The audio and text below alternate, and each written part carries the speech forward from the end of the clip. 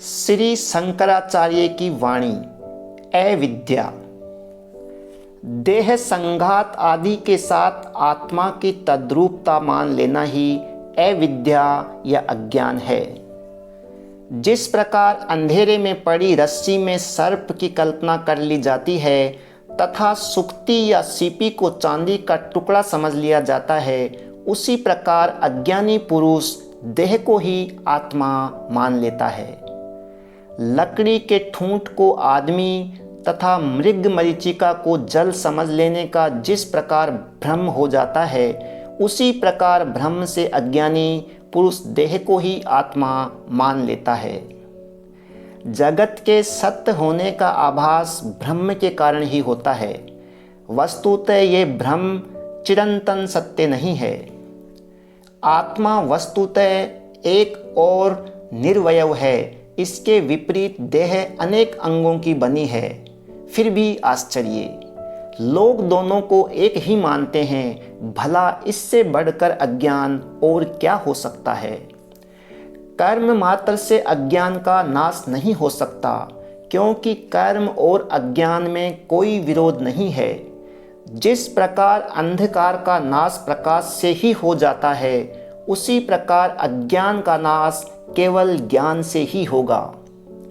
यह अविद्या के ही कारण है कि हमें आत्मा ससीम प्रतीत होता है। अविद्या के नष्ट हो जाने पर आत्मा, जो नितांत अभेद है, स्वस्वरूप को अपने आप प्रकट कर देता है। यह उसी प्रकार है जैसे बादलों के छंट जाने से सूर्य स्वतः प्रकाशित हो जाता है। यह सारा जगत राग द्वेष से भरा हुआ है और स्वप्नवत है। जब तक मनुष्य अज्ञान की अवस्था में रहता है, उसे सब सत्य प्रतीत होता है, किंतु जागृत होते ही सब कुछ मिथ्या हो जाता है। अविद्या अनिर्वचनीय और अनादि है। इसे कारण कहा जाता है। यह आत्मा पर आरोपित एक उपाधि है। जल के हिलने से उसमें पड़ता हुआ चंद्रमा का प्रतिबिंब भी हिलने लगता है, किंतु अज्ञानी पुरुष ऐसा मान लेता है कि चंद्रमा हिल रहा है। इसी प्रकार कर्तृत्व, भोक्तृत्व एवं अन्य उपाधियों को जो मन से संबंधित हैं, भ्रमवश आत्मा से संबंध कर लिया जाता है। अज्ञानी पुरुष फल की अभिलाषा से कर्म में प्रवृत्त होता है। सतत चिंतन से इस भाव की उत्पत्ति होती है कि मैं ब्रह्म हूँ, और वह अज्ञान एवं उसके कार्यों का नाश कर देता है। यह वैसे ही होता है जैसे औषधि रोग का नाश कर देती है। वेग से चलती हुई नौका में बैठे व्यक्ति को जिस प्रकार तटवर्ती वृक्ष विपरीत दिशा में भागते प्रतीत होते हैं, उसी प्रकार पुनर्जन्म की अवस्था का संबंध आत्मा के साथ मान लिया जाता है। अज्ञान और कुछ नहीं, केवल आत्मा पर अनात्मा का अध्यारोपण मात्र है। अज्ञान का नाश ही मुक्ति है। अंधकार से अंधकार का नाश नहीं हो सकता। ज्ञान अज्ञान का विरोधी है, अतः अज्ञान को भगा देता है। अविद्या नश्वर फल उत्पन्न करती है, जो क्षणिक होते हैं, मानो वे प्रातः काल उत्पन्न होते हैं और सायंकाल नष्ट हो जाते हैं। अज्ञानी पुरुष कर्म फल के लिए लालायित रहता है। फलतः वह इस भाव से कि वह भोक्ता एवं करता है, कर्म में प्रवृत्त होता है। अज्ञानी मोहग्रस्त होकर यह सोचता है, मैं करता हूँ, मैं कर्म करवाता हूँ, मैं भोगता हूँ, अथवा मैं भोग करवाता हूँ, आदि आदि। अज्ञानी पुरुष अपने पूर्व संस्कारों द्वारा शासित अपने सम्मुख एक दृश्य खड़ा कर देता है और उसी के मोह में शोक करता हुआ भटकता रहता है।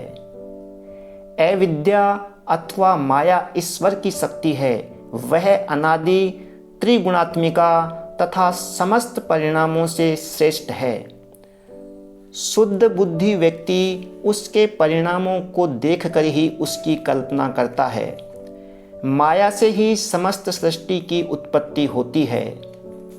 माया न सत है न असत और न सद सत ही। वह न नित्य है न अनित्य और न नित्यानित्य ही। वह न खंड है न अखंड और न खंडाखंड ही। वह अत्यद्भुत है, अवर्णनीय है। एक मेवा द्वितीय ब्रह्म की अनुभूति से माया या अविद्या को नष्ट किया जा सकता है। यह उसी प्रकार है जैसे रस्सी का ज्ञान हो जाने के उपरांत फिर उसके सर्प होने का भ्रम मिट जाता है। माया के 3 गुण हैं, सत्व, रज और तम। इनके पृथक पृथक कार्य हैं। मन से बाहर अज्ञान का अस्तित्व नहीं है, केवल मन ही अविद्या है। वही समस्त बंधनों एवं पुनर्जन्म का कारण है। जब मन नष्ट हो जाता है तो सारे प्रपंच नष्ट हो जाते हैं। आत्मा देह का शासक है और अंतः स्थित है। देह शासित है और बहि स्थित है।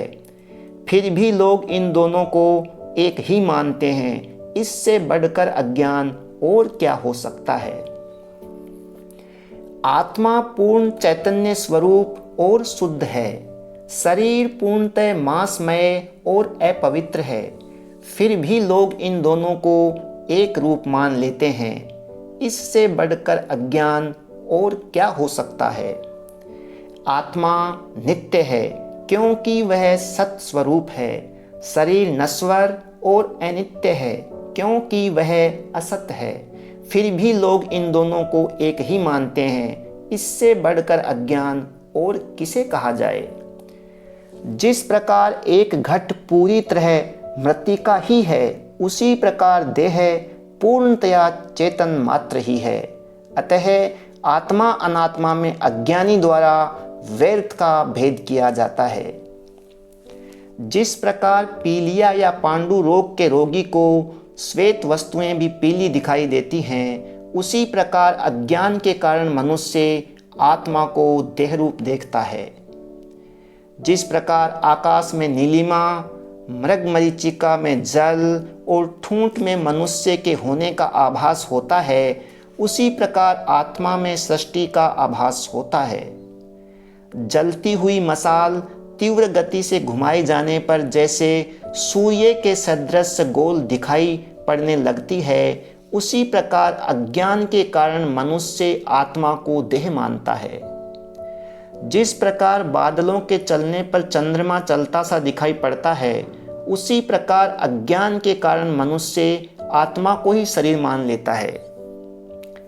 इस प्रकार अज्ञान के कारण आत्मा में शरीर का भ्रम हो जाता है, जो आत्म साक्षात्कार होने पर नष्ट होता है। वह पुनः परमात्मा स्वरूप में विलीन हो जाता है।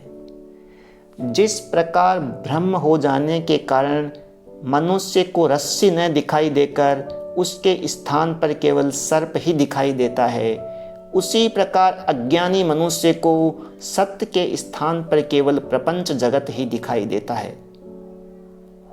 प्राणी मात्र स्वभावतः शुद्ध चैतन्य स्वरूप है। अज्ञान के कारण ही उनमें भेद की प्रतीति होती है।